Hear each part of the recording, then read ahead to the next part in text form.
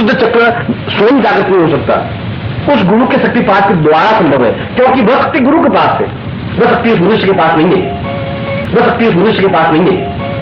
वह गुरु अपनी शक्ति को ट्रांसफर करता है, वह अपनी शक्ति को उसमें स्थापित करता है, और स्थापित करते ही जहां उसकी अनाथ चक्र पर कुंडली रुकी हुई है वहां एकदम से प्रलय होती है, विस्फोट होता है, विस्फोट होते ही वो तो बंद करके विशुद्ध चक्र पर जाकर रुक जाती है।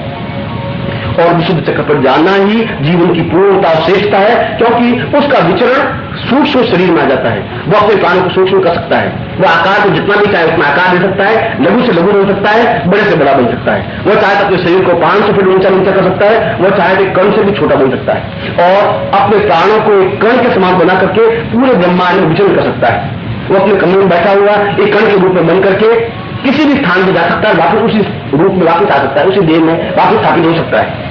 एक ही कृष्ण सैकड़ों रूपों में परिवर्तित हो जाते हैं, यह विशुद्ध चक्र जागृत होने पर संभव है। एक ही व्यक्ति कई कई स्थानों पर जाकर खड़ा हो सकता है, यह विशुद्ध चक्र के जागृत होने पर सिद्ध है, क्योंकि विशुद्ध चक्र के जागृत होने पर व्यक्ति एक रूप को सैकड़ों रूपों में बदल सकता है, अपने रूप को अणु के रूप में परिवर्तित कर सकता है, अपने रूप को विराट के रूप में स्थापित कर सकता है। यह विराट के रूप में स्थापन करना, यह अणु के रूप में स्थापन करना, सैकड़ों रूपों में रूपांतरित होना, अपने शरीर को जितना चाहे लघु आकार देना, दीर्घ आकार देना, विशुद्ध चक्र के जागृत होने पर सहज संभव है। इसीलिए विशुद्ध चक्र को जीवन की एक श्रेष्ठतम क्रिया कहा है, क्योंकि विशुद्ध चक्र जागृत होता है गुरु के शक्तिपात के माध्यम से, और यहाँ पर गुरु की अनिवार्यता है, यहाँ पर गुरु की पूर्णता है, यह गुरु की सेवा के माध्यम से ही शक्तिपात संभव है। और जब गुरु शक्तिपात करता है उसका समस्त संसार, समस्त अंदर प्रवेश और अंतर प्रवेश प्रागत हो जाता है, चेतना युक्त हो सकता है, विस्फोट युक्त हो सकता है, और वह संपूर्ण ब्रह्मांड को देख करके एहसास करने लग जाता है कि मैं समस्त ब्रह्मांड का एक संचारक हूं, मैं उसका एक भाग हूं, मैं उसकी चेतना हूं, मैं उसकी प्राणवायु हूं। और इसके आगे वह शक्ति अपने आप स्वतः ऊपर की ओर उठती है, दोनों भावों के बीच में आज्ञा चक्र पर, और यह आज्ञा चक्र छठा द्वार है जहां कुंडली आकर के रुकती है, और ये दोनों भावों के बीच की स्थिति जिसको हमने आज्ञा चक्र कहा है, इसकी सबसे बड़ी विशेषता यह है, इससे पहले उस मनुष्य के पास केवल यह शक्ति थी कि वह 2000 मील दूर की घटना को केवल देख सकता है, समझ सकता है, और आज्ञा चक्र जागृत होने पर उसमें हस्तक्षेप भी कर सकता है। यदि कहीं पर किसी का एक्सीडेंट हो रहा है तो दूर से चक्र जागृत होने पर तो वो एक्सीडेंट को देख रहा है, अमेरिका में होते हुए एक्सीडेंट को, मगर अगर आज्ञा चक्र जागृत है तो स्वयं वहां एक क्षण उपस्थित होकर के उस व्यक्ति को हटा भी सकता है, उसको एक्सीडेंट से बचाया जा सकता है। यह आज्ञा चक्र की सबसे बड़ी विशेषता है, क्योंकि उस ब्रह्मांड के रहस्यों में अपना पक्ष प्रस्तुत कर सकता है, ब्रह्मांड की क्रियाओं में अपना हस्तक्षेप कर सकता है, उन घटनाओं को बदल सकता है, परिवर्तित कर सकता है। यह सबसे बड़ी विशेषता है। वह किसी के जीवन को परिवर्तित कर सकता है, किसी के जीवन को आनंद दे सकता है, किसी के जीवन को साथ दे सकता है, उसको वरदान दे सकता है, रंग से राजा बना सकता है, और एक सामान्य से व्यक्तित्व को अपना अपना अद्भुत तेजस्वी, पराक्रमी और महान बना सकता है। यह बनाने की क्रिया, तो ब्रह्मांड को अपने हाथों में समेट लेने की क्रिया आज्ञा चक्र के माध्यम से संभव है, और यह आज्ञा चक्र ही जीवन की सर्वश्रेष्ठ स्थिति है, जीवन की पूर्ण स्थिति है, उस ब्रह्म के पास जाने की क्रिया है, क्योंकि आज्ञा चक्र अपने आप में संपूर्ण ब्रह्मांड को अपने आप में समेटने की क्रिया है, वह स्वयं ब्रह्ममय बन जाता है। एक प्रकार से देखा जाए आज्ञा चक्र और ब्रह्म और आज्ञा चक्र दोनों समान धर्मी है। और दूसरे शब्दों में कहूं तो मनुष्य और आज्ञा चक्र, मनुष्य और ब्रह्म अपने आप में एक स्थिति है, उसमें मनुष्य पूर्ण रूप से ब्रह्म बनने की क्रिया प्रारंभ हो जाती है, क्रिया बन जाती है, क्योंकि प्रकृति में हस्तक्षेप कर सकता है। वह चाहे तो सूरज को अपने हाथों से पकड़ सकता है, और वह चाहे तो सूर्य को कुछ क्षणों के लिए रोक सकता है, वह चाहे तो चंद्रमा को दाहकता दे सकता है, वह चाहे तो सूर्य को शीतलता दे सकता है, वह चाहे तो किसी घटना को बदल सकता है, रोक सकता है, और दूसरे प्रकार से मनुष्य के भाग्य लिपि को परिवर्तित कर सकता है। यह आज्ञा चक्र जागृत होने पर संभव है, क्योंकि वह ब्रह्मांड के रहस्यों में हस्तक्षेप कर सकता है। और उसके बाद अंतिम स्थिति सातवें द्वार सहस्रार चक्र जागृत है, जो कि सिर के अंतिम भाग जहां मनुष्य की चोटी होती है, उस भाग पर एक नाड़ियों का ऐसा गुच्छा है जो 1000 मुंह से नीचे की ओर अग्रसर है, जिसको सहस्रार कहा गया है, 1000 मुंह वाला, और वह 1000 मुंह से निरंतर अमृत टपकता रहता है। अमृत जीवन का प्राण, जीवन की चेतना, जिसको ब्रह्म कहा गया है। और वहां जब वह शक्ति पहुंचती है तो शक्ति अपना पूर्ण मुंह खोल करके अमृत को अपने आप में समेटने की क्रिया करती है, उस अमृत को पूर्ण रूप से पीती है। जब पीती है तो उसमें अपूर्व शांति सी आ जाती है, एक निश्चिंतता आ जाती है, एक आनंद की अनुभूति होने लग जाती है, एक पूर्णता की तृप्ति होने लग जाती है। उसको जो कुछ प्राप्त होता है वो अपने आप में अन्यतम होता है, अद्वितीय होता है, जिसकी कोई कल्पना नहीं की जा सकती। जिसको ब्रह्मानंद कहा गया है, वह ब्रह्मानंद की अनुभूति नहीं प्राप्त कर लेता, वह स्वयं ब्रह्मानंद बन जाता है, वह स्वयं ब्रह्मा बन जाता है, वह स्वयं ब्रह्म बन जाता है। इसलिए जिसका सहस्रार जागृत होता है वह स्वयं विधाता का स्वरूप माना गया है, उसको ब्रह्मा माना गया है, उसको विष्णु माना गया है, उसको रुद्र माना गया है। वह संहार करता है, वह पालन करता है, वह उत्पन्न करने वाली क्रिया है। वह नवीन सृष्टि का निर्माण कर सकता है, नवीन स्वर्ग की कल्पना कर सकता है, नवीन स्वर्ग को बना सकता है, और मनुष्य को अमृत्यु की ओर अग्रसर कर सकता है। तो मनुष्य को 1000 वर्षों की आयु दे सकता है, वह स्वयं 1000 वर्षों की आयु प्राप्त कर सकता है, वह सिद्धाश्रम में जा सकता है।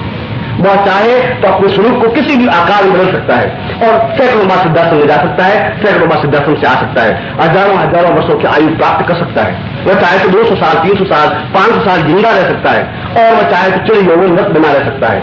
यह तभी संभव है जब उस अमृत का पान करने की क्रिया का उसको ज्ञान हो, जब उसको मालूम हो कि सहस्रार से जो अमृत टपक रहा है वह ऊपर उठती हुई शक्ति उस अमृत को अपने मुंह में लेकर के पी सकती हो। और जब पीने की क्रिया होती है, जब वह शक्ति उस अमृत को पीती है, तो अपने आप में मृत्यु हजारों करोड़ों मील पीछे हट जाती है। काल उसके सामने खड़ा नहीं रह सकता, मृत्यु उसके सामने उपस्थित नहीं हो सकती, क्योंकि वह अमृत्यु की ओर अग्रसर हो सकता है। वह अमृतमय बन जाता है, वह चेतना युक्त बन जाता है, वो प्राणमय बन जाता है। यह तो जीवन की श्रेष्ठतम स्थिति है, क्योंकि वह सामान्य मानव जीवन नहीं रह पाता, वह दैविक जीवन बन जाता है। वह किसी भी लोक की यात्रा कर सकता है, वह चाहे ब्रह्म लोक, विष्णु लोक, रुद्र लोक, गौ लोक, महालोक, भूलोक, गुरुलोक, तपालोक, सत्यलोक, और चाहे किसी प्रकार का लोक है, वह किसी प्रकार की लोक में यात्रा कर सकता है, सरस्वती जा सकता है, आ सकता है। और सिद्धाश्रम में जाना ही जीवन की श्रेष्ठता और पूर्णता है, पवित्रता है, दिव्यता है। जहां जाने के लिए योगी तरसते हैं, उस स्थान तक पहुंचने की क्रिया को तभी संभव है जब वह सहस्रार को जागृत कर सकता है, क्योंकि सहस्रार तो अमृत का एक कुंड है, जहां से निरंतर अमृत टपकता रहता है। और वो शक्ति जो आपने ऊपर उठाई है, उस शक्ति के माध्यम से आप उस अमृत का निरंतर पान करते रहते हैं, और उस अमृत को पान करने की क्रिया और मृत्यु की क्रिया है। इसलिए जब आप उपनिषद में कहा है मृत्यु नाम अमृतम गमय, मृत्यु से अमृत्यु की ओर जाओ, इसका तात्पर्य है कि तुम्हें मूलाधार से सहस्रार तक जाने की क्रिया प्राप्त करनी है। और इस सारी क्रिया में तुम्हारा साथ देता है तुम्हारा गुरु, वह गुरु जो स्वयं ब्रह्ममय है, वह गुरु जिसकी कुंडली जागृत है, वह गुरु जो सहस्रार जागरण कर चुका है, वह गुरु जो सिद्धाश्रम में जाने में समर्थ है, वह गुरु जो अपने स्वरूप को छोटा और बड़ा कर सकता है, वह गुरु जो अणु से महान, परमाणु अणु से विराट बनने की क्रिया का ज्ञान है, मगर उसके बाद भी सरल है, सामान्य है, सहज है, उसको प्राप्त कर सकते हैं, उसके द्वारा सीख सकते हैं, उसके द्वारा अपने आप को विराट शक्ति में रूपांतरित कर सकते हैं। और इस प्रकार की जब स्थिति प्राप्त होती है तब व्यक्ति स्वयं नादमय बन जाता है, क्योंकि ब्रह्म को नाद कहा गया है। नाद का तात्पर्य है सारा शरीर झंकृत हो जाना। जब मंत्र उच्चारण करता है तो केवल उसके रोम, उसकी जिह्वाई उस मंत्र का उच्चारण नहीं करती, उसका प्रत्येक रोम रोम उस मंत्र का उच्चारण करने लग जाता है। एक साथ 84 लाख मंत्र का उच्चारण एक क्षण में होता है, क्योंकि 84 लाख रोमकूप है हमारे सारे शरीर में। अगर सारे शरीर के छिद्रों की गणना की जाए तो 84 लाख है, और उस समय जब वो एक मंत्र उच्चारण करता है तो 84 लाख मंत्र एक साथ उच्चरित होते हैं। वह नाद है, क्योंकि नाद केवल मुंह से नहीं निकलता, प्रत्येक रंध्रकूप से निकलते हुए शब्द को नाद कहा गया है। और यह नाद जब तब उत्पन्न होता है जब सहस्रार तक पहुंचता है। सहस्रार पहुंचने पर जब अमृत का रसास्वादन करता है, सहस्रार पहुंचने पर जब अणु से विराट बनने की क्रिया का ज्ञान होता है, जब अपने आप में सिद्धाश्रम पहुंचता है, तब उसके शरीर के समस्त चक्र, शरीर के समस्त रोम को पूर्ण रूप से चैतन्य में जागृत हो जाते हैं। और जागृति नहीं होते, अपने आप में ग्रहण करने की और प्रदान करने की क्षमता प्राप्त कर लेते हैं। फिर उसकी जीभ नहीं बोलती, फिर उसके होठ नहीं बोलते, फिर उसका मुंह नहीं बोलता, उसका प्रत्येक शरीर का रोम रोम बोलता है, प्रत्येक शरीर का छिद्रकूप बोलता है, प्रत्येक शरीर का अणु परमाणु बोलता है, उसके शरीर का अंतर्भाग बोलता है, बाह्य भाग बोलता है। ऐसा व्यक्ति अपने आप में अत्यंत शांतमय और श्रेष्ठ क्रिया का अधिकारी बन जाता है। ऐसे व्यक्ति को परमहंस कहा गया है, पूर्णता कहा गया है, 16 कला युक्त कहा गया है। मगर ऐसा व्यक्ति अत्यंत साधारण होता है, धोती कुर्ता पहना हुआ सामान्य रूप में, तुम्हारी और मेरी तरह, उसमें कोई विशेष अंतर नहीं होता, मगर उसके शब्द में एक सच्चाई होती है, एक श्रेष्ठता होती है, एक वजन होता है, एक ताकत होती है, एक क्षमता होती है। वह जो कुछ कहता है वो सत्य होता है, वो जो कुछ चाहता है वो कर सकता है, वो प्रकृति में हस्तक्षेप कर सकता है, प्रकृति को अपना अधीन कर सकता है, प्रकृति को अपने अनुकूल बना सकता है।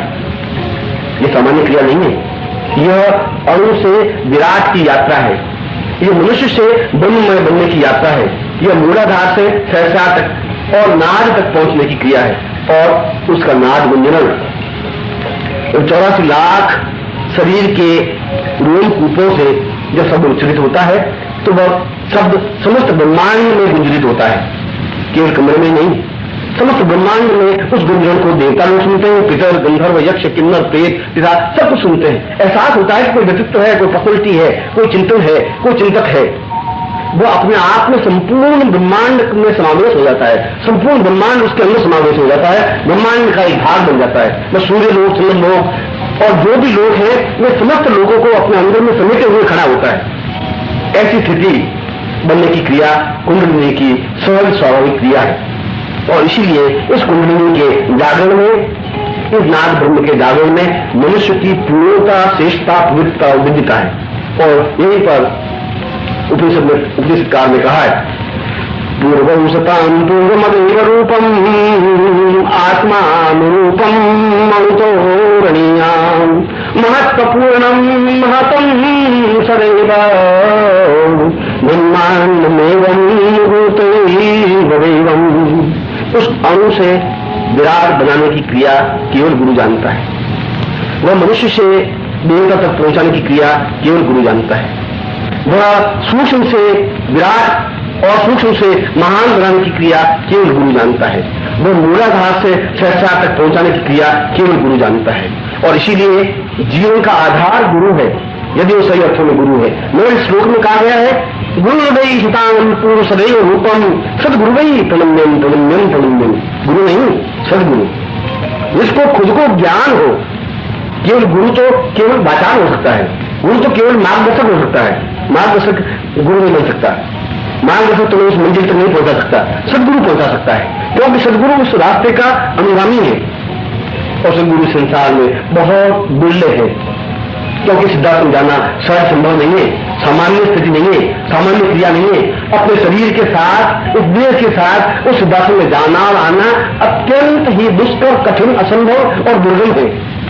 क्योंकि जिसका सहस्रार जागृत है और सहस्रार के बाद जिसने नाद जागृत कर लिया है वह उस सिद्धार्थ में पहुंच सकता है। और जो सिद्धार्थ में पहुंचा वो व्यक्ति है जिसने अपने मूलाधार से सहस्रार को जागृत किया है, वो सहस्रार से आगे बढ़कर के पूर्ण शरीर के रोम कूपों से नाद की उत्पत्ति की है। उस सारे सूत्रों को उसने अपने शरीर के रोम कूपों से जागृत और चेतना युक्त बनाया है। ऐसा सदगुरु अगर तुम्हारे जीवन में कहीं मिल जाए तो तुम्हारा सौभाग्य है, तुम्हारे जीवन की पवित्रता है, तुम्हारे जीवन की विविधता है। उसमें एक क्षण विश्राम करने की जरूरत नहीं है, उसमें एक क्षण रुकने की जरूरत नहीं है। कस करके उनके काम पकड़ लेने की क्रिया है, कसकर उनसे समित जाने की क्रिया है, उसमें लीन हो जाने की क्रिया है। और इसमें तो चूक जाते हो, पूरा जीवन चूक जाते हो। उसमें एक क्षण का विलंब भी पूरे जीवन को मटियामेट कर देता है। उसमें अगर तुम चूक गए तो सामान्य भोगी व्यक्ति बनकर के रह जाते हो। उसमें अगर तुम चूक गए तो तुम्हारे हाथ कुछ भी नहीं रह सकता। इसलिए इस अनंत पथ की यात्रा में जहां भी तुम्हें सदगुरु मिल जाए, गुरु जो तुम्हें कहीं पर भी भगवान कपड़े में पहने हुए मिल जाएंगे। न सदगुरु न भगवान कपड़े पहनता है, न कोई चालाकी करता है, न धूर्तता करता है। उसकी वाणी में एक ओज होता है, सत्यता होती है, एक श्रेष्ठता होती है, एक बड़ता होती है, एक क्षमता होती है। वह तुम्हें ठोकर भी मार सकता है और तुम्हें प्यार भी कर सकता है। वह तुम्हें चेतना युक्त बना सकता है, वह तुम्हें अपने शरीर में समाहित भी कर सकता है और शायद उसके शरीर में गुरु अपने आप में तुम्हारे शरीर में समाहित हो सकता है। ऐसी स्थिति में जो सदगुरु मिल जाए ये तुम्हारा सौभाग्य है। क्योंकि वो सुगंध है, वो सुगंध का झोंका है। सुगंध का झोंका आया और बाहर रुकता नहीं है। वह तो नदी की तरंग है, आई और एकदम से निकल गई। वह तो एक क्षण है, आया और निकल गया। उस समय तुम्हें सतर्क रहना है, सावधान रहना है। जीवन के किसी भी भाग में, जीवन के किसी भी क्षण पर, इस रास्ते पर, जो रास्ता तुम्हें जीवन का रास्ता बताया है, इस जीवन के रास्ते पर किसी भी क्षण गुरु सदगुरु में प्राप्त हो सकते हैं। वह सदगुरु किसी रूप में हो सकता है, किसी वर्ण का हो सकता है, वह दुबला पतला हो सकता है, मोटा हो सकता है, वह कई रूपों में रह सकता है। क्योंकि तुम उसको पहचान नहीं सकते, उसके अंदर की छिपी हुई वृत्तियों को, उसके अंदर छिपी हुई तेजस्विता को तुम पहचान नहीं सकते। संभव नहीं है तुम्हारे लिए। तुम तो एक अणु हो, उस विराट को पहचानने के लिए तुम्हारे पास क्षमता नहीं है, उस विराट को समझने की तुम्हारे पास शक्ति नहीं है, उस विराट को अपने बाहों में समेटने के लिए तुम्हारे पास सामर्थ्य नहीं है।